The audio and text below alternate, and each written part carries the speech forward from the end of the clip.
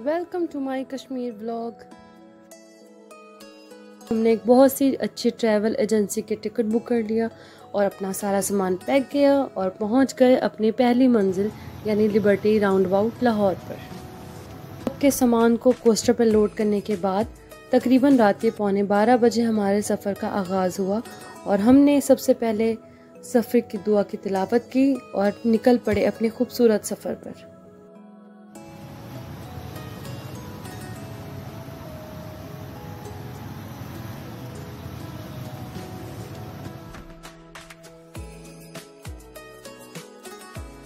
चूँकि सफ़र रात का था इसलिए इतनी ज़्यादा वीडियो नहीं बना सके और पहला हमारा स्टॉप हुआ बाबू साबू टर्मिनल के ऊपर। मौसम बहुत ही प्यारा था। अचानक से तूफ़ान आ गया लेकिन तूफ़ान ने मौसम और भी अच्छा कर दिया और ठंडक सी महसूस होने लगी और फिर हमने सफ़र का दोबारा आगाज़ किया। सुबह के तकरीबन 4 बजे हम पिंडी टर्मिनल पे पहुँचे क्योंकि उस टर्मिनल पे मौजूद पहले से जो कोस्टर्स थी जो कि फैसलाबाद और इस्लामाबाद से आए थे, वहाँ के जो सवार थे जो हमारे साथी थे उन्हें हमें हमारे कोस्टर में उनका सामान शिफ्ट करना था। इंतज़ार करना बहुत मुश्किल हो रहा था लेकिन एक बात बहुत अच्छी हुई, हम चले गए रेस्टोरेंट में जहाँ हमने ब्रेकफास्ट किया हमारे फेवरेट लच्छा पराठा और चाय के साथ, जो कि बहुत ही मज़े का था।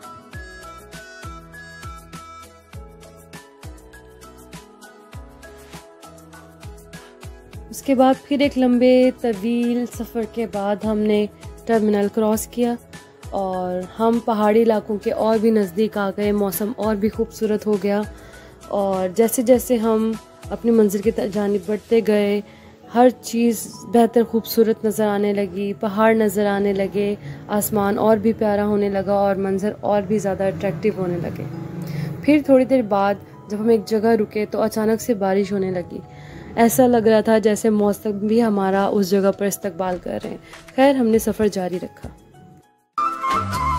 हम तुम्हारी राह देखेंगे सनम, तुम चले आओ पहाड़ों की कसम, तुम चले आओ पहाड़ों की कसम। रास्ते में हमने बहुत से नए दरख्त देखे जो यहाँ देखने को नहीं मिलते और दीवारों पर लिखे गए इश्तिहारात पाकिस्तान और कश्मीर के झंडे बताते हैं कि तुम बहुत नज़दीक आ गए हो अपनी मंजिल के। सफ़र चूँकि बहुत लंबा था और अचानक से कुछ लोगों की तबीयत ख़राब हो गई तो हम एक जगह रुके और बस से बाहर आ गए। बहुत अच्छी बात यह हुई कि वहाँ पर मुझे बहुत ही खूबसूरत फूल और ऐसी तितलियाँ दिखी जो पहले कभी नहीं देखी थी। खैर मैंने कुछ फूल यादगार के तौर पर अपने पास रख लिए और फिर सफ़र का दोबारा आगाज़ हो गया। मैं आपको अपने एक्सपीरियंस से एक टिप देना चाहती हूँ कि अगर रास्ते में इधर उधर देखने से आपकी तबीयत ख़राब होती है तो बेहतर है कि रास्तों को देखने के बजाय आप आंखें बंद कर लें।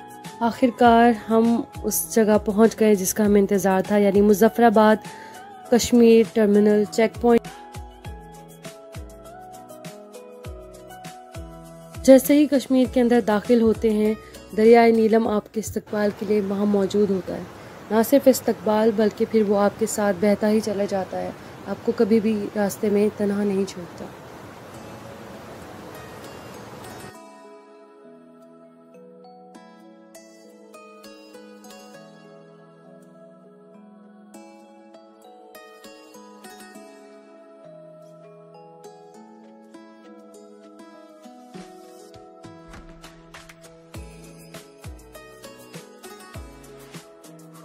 एक बात बहुत ही काबिल हैरत है कि कश्मीर की हर पहाड़ एक दूसरे से मुख्तलिफ है।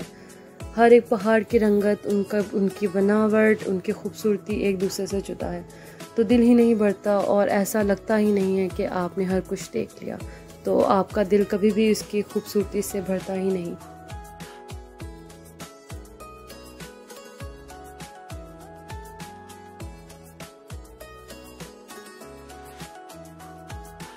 बहुत ही लंबे अरसे के बाद सफ़र करने से भूख लगी और हम सबसे पहले सुबह 10 बजे एक होटल में रुके जिसका नाम नीलम होटल था, जो दरियाए नीलम के बिल्कुल साथ था।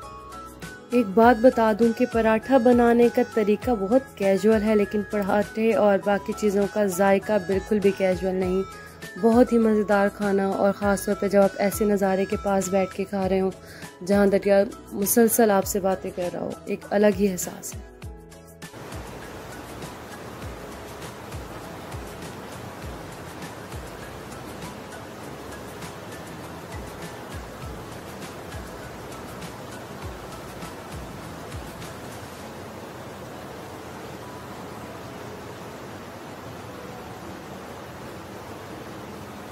ब्रेकफास्ट के फ़ौरन बाद हम दरिया के नज़दीक पथरीली चट्टानों पर चढ़ गए और दरिया के और भी पास चले गए। वहाँ हमें मिस्टर स्नेल मिला जो कि बहुत ही क्यूट था। पहले तो मैंने उसे अपने हाथों में उठाया, फिर मैंने उसे ज़्यादा तंग ना करते हुए उसके घर में उसे वापस छोड़ दिया, लेकिन याददाश्त के तौर पे एक कुछ डेड स्नेल्स के शेल और पत्थर के पास रख दिए। और फिर हम ठंडे पानी में पाँव डाल के बैठ गए। बहुत ही सुकून मिल रहा था, लेकिन फिर आखिरकार हमें वहाँ से भी जाना पड़ा।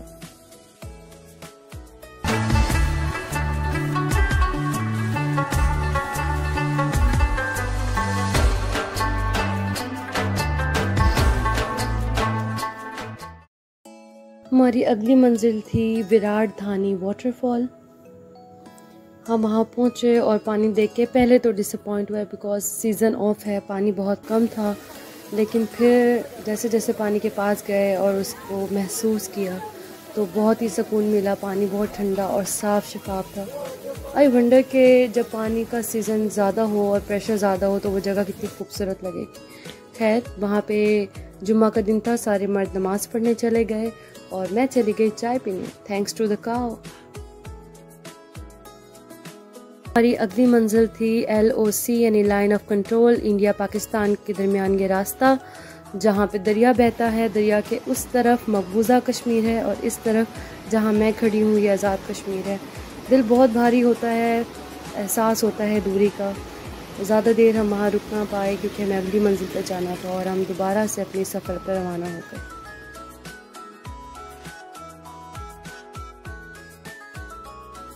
रास्ते में एक जगह एक बच्चा पत्थरों को इकट्ठा करके पत्थरों का टावर बना रहा था, बैलेंस कर रहा था। उसको देख के बहुत ही अच्छा महसूस हो रहा था, दिल कर रहा था कि मैं भी उतर जाऊं और ये करूं, लेकिन सफ़र जारी रखना था। और फिर हम पहुंच गए अपने एक और मंजिल के ऊपर जो है कुंडल शाही वाटरफॉल। कुंडल शाही वाटरफॉल सच में एक वाटरफॉल है क्योंकि चाहे इसकी हाइट कम है लेकिन पानी बहुत ही तेज़, अलग ही सुकून है उसके पानी के नज़दीक।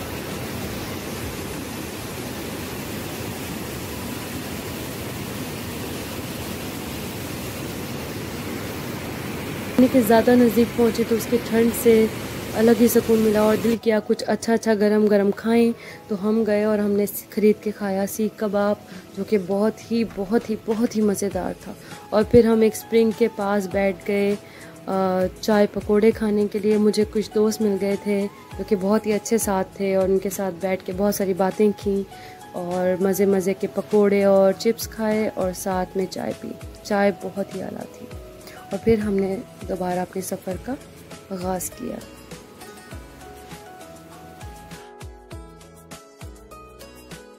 रात देर जब हम अपने होटल पहुंचे तो थकावट से हालत ख़राब हो गई थी, तो सब कुछ छोड़ छाड़ के हमने रूम में गए और अपने रूम में जल्दी से सो गए। सुबह जब उठे तो नेचर ने बहुत अच्छा सरप्राइज़ दिया क्योंकि जब मैंने पर्दा खोला तो ये नज़ारा था।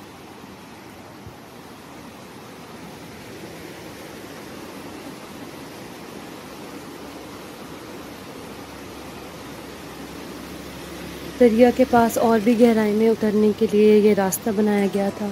एक बात जो मुझे बहुत तकलीफ़ देती है वो ऐसी खूबसूरत जगहों पर लोगों के फेंके हुए कूड़े जो जगह को भी गंदा कर देते हैं और मंज़र को भी इतना खूबसूरत नहीं रहने देते। तो प्लीज़ आप ऐसी जगहों पे जब जाएं तो वहाँ कूड़ा मत फेंकें, अगर दूसरे फेंकें भी तो आप ना फेंकें। खैर, दरिया में पहुँच के और भी पास जाना चाहती थी लेकिन मैं सिर्फ इस पत्थर तक पहुँच पाई। और फिर वहाँ पे जो नज़ारा था वो बहुत ही खूबसूरत था। दरिया के उस तरफ मकबूजा कश्मीर है और इस तरह मैं बैठ के सोच रही थी कि क्या होता अगर वो लोग भी हमारे पास हों। खैर, हमने उस दिन दोबारा अपनी मंजिल को शुरू किया जो कि था पतली गली।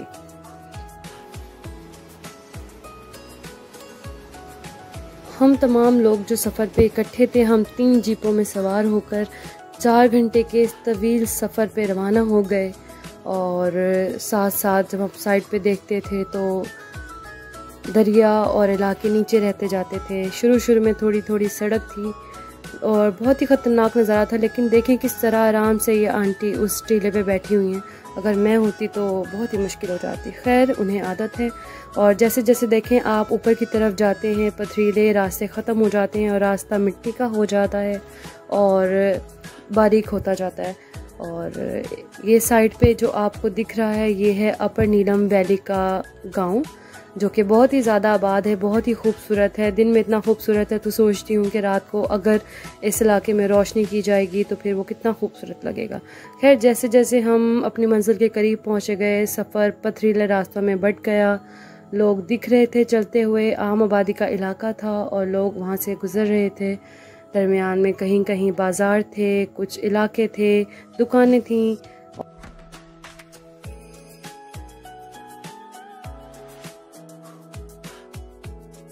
एक और सीक्रेट बताऊं, अगर आप कभी जीप पर माउंटेन पे जाएं तो कोशिश करें कि दरमियान वाली सीट पर बैठें। इससे आपको डर भी कम लगेगा और चोट भी कम लगेगी।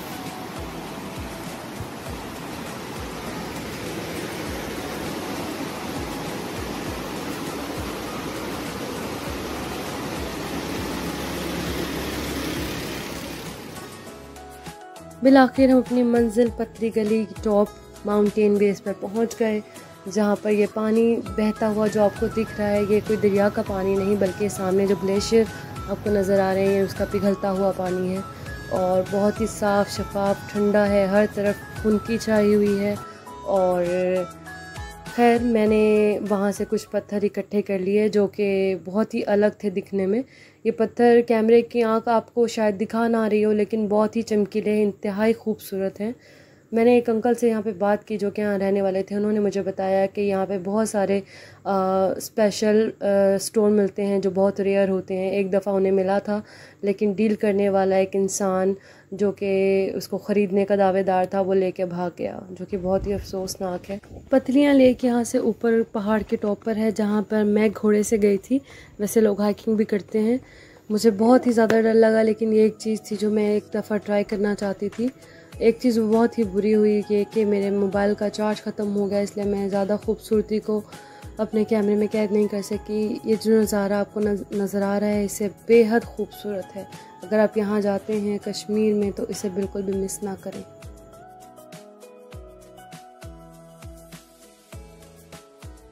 खैर, लेट नाइट वापस होटल आने के बाद और फ्रेश होने के बाद हम सबसे पहले गए मार्केट। वहाँ पे बहुत सारे लोग थे, बहुत ही ज़्यादा चहल पहल थी।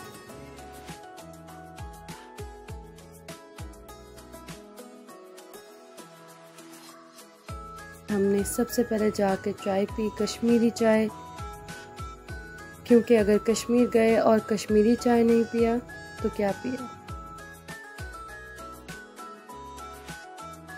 गारमेंट शॉप से मैंने लिया खाने का एक कश्मीरी सूट।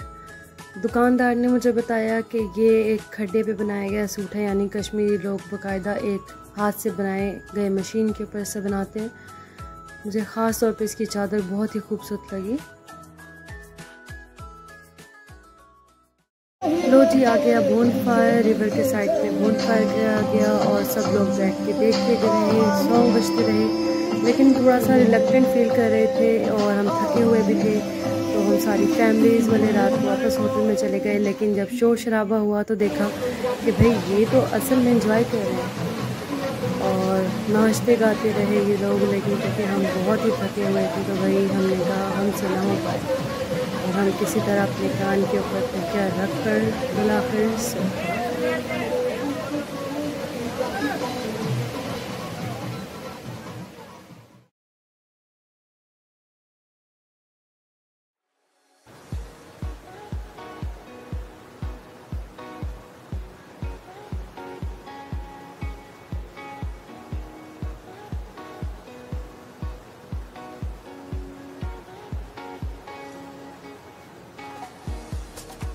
दो दिन से मैं इन फ्रूट्स को देखकर सोच रही थी कि ये बाबू गोशे है, ये बेर है, लेकिन फिर पता चला कि ये तो अखरोट है। तो हमने कहा क्यों ना मिशन अखरोट किया जाए, लेकिन ये कि बहुत ऊंचे थे और हमने हार नहीं मानी। हमने अपना हथियार तैयार किया और चढ़ गए कुर्सी पे और कोशिश करने लगे, लेकिन अंकल देख रहे थे और वो बोले बेटा तुमसे ना हो पाएगा। बिलाखिर अंकल ने मेरी हेल्प की और फिर हमें मिल गया अखरोट। तो हमने कहा अब हाथ में आ गए हैं तो क्यों ना पील ऑफ करके देख लिया जाए कि क्या वाकई अखरोट है या फिर किसी ने उल्लू बनाया। बड़ा मज़ा आया। So here we are.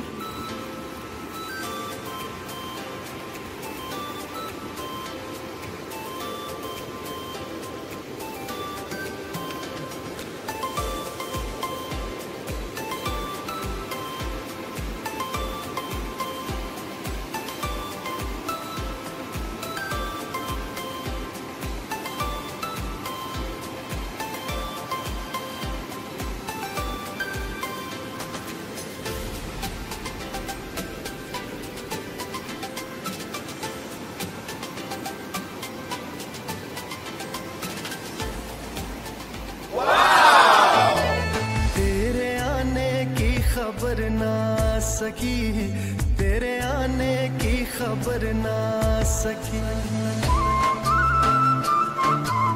याद तेरी दिल से भी ना जा सकी, याद तेरी दिल से भी ना जा सकी।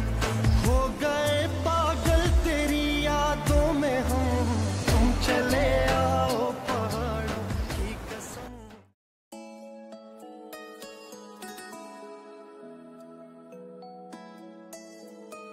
जो चीज़ें आखिर में हमने ख़रीदी वो थी अखरोट और मकई का आटा यानी कॉर्नफ्लावर। कश्मीर का कॉर्नफ्लावर बहुत ही मशहूर है। सुना है कि ये आटा बहुत ही मज़ेदार और मीठा होता है एज़ कम्पेयर टू अदर मकई का आटा फ्रॉम अदर प्लेसेस। हमारा लास्ट विजिट था नीलम वाटर प्रोजेक्ट जो कि बनाया गया है नीलम रिवर पे। सीज़न ऑफ होने की वजह से पानी बहुत कम था, लेकिन आई एम होपफुल कि जब सीज़न ऑन हो तो ये काफ़ी ज़्यादा पानी प्रोवाइड करता होगा।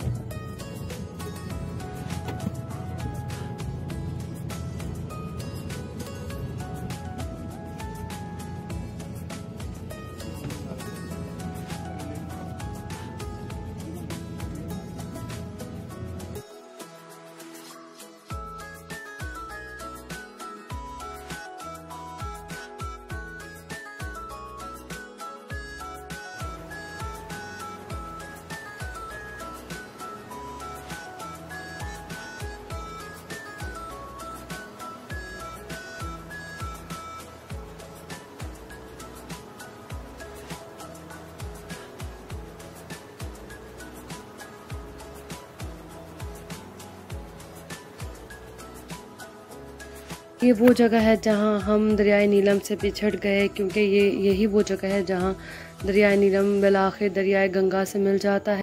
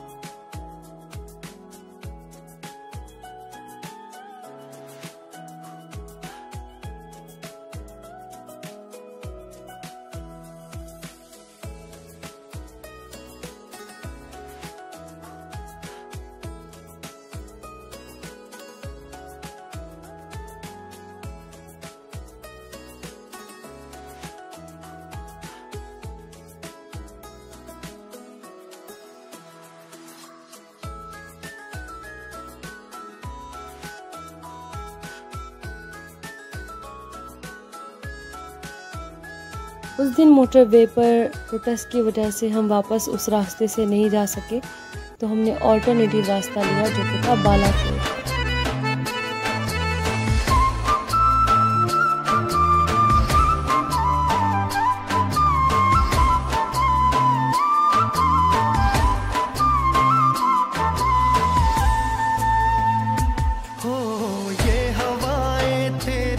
परेशान है ये घटाएं तेरे बिन हैरान है।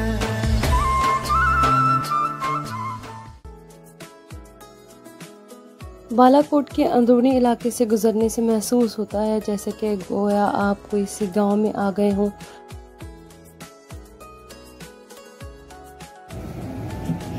लंच के लिए हम होटल में रुके, जहां सबसे पहले तो मैंने गन्ने का रो पिया और उसके बाद कुछ साथियों ने खाया काबुली पुलाव, बिरयानी, चने चिकड़े और बहुत ही मज़े की चीज़ें। खाना वाकई लजीज था। उसके बाद हम गुजरे टनल बाईपास से। ये रास्ता इतना लंबा था कि ख़त्म होने का नाम ही नहीं लेता था, जैसे बचपन में हमारे एग्ज़ाम्स के दिन जो ख़त्म ही नहीं होते थे।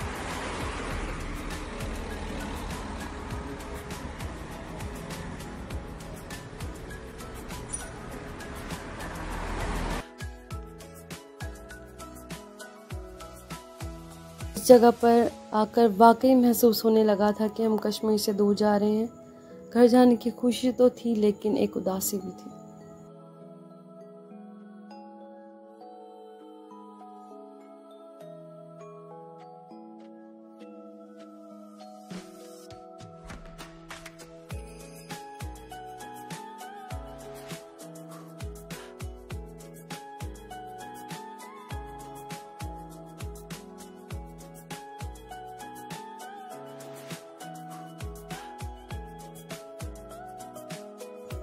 जी हाँ, ये सड़कें वही हैं जिनके बारे में मशरक़ी पाकिस्तान के लोग कहा करते थे कि यहाँ से पटसन की खुशबू आती है।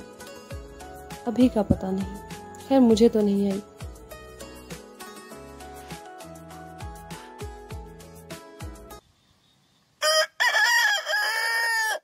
डिनर के लिए हम रुके सियालकोट टर्मिनल पर, जहाँ बहुत अच्छे खाने तो थे लेकिन मुझे भूख नहीं थी, इसलिए मैंने पिया आइसक्रीम मैंगो शेक, जो कि मज़ेदार तो था मगर इतना भी नहीं कि समझ तो गए होंगे आप।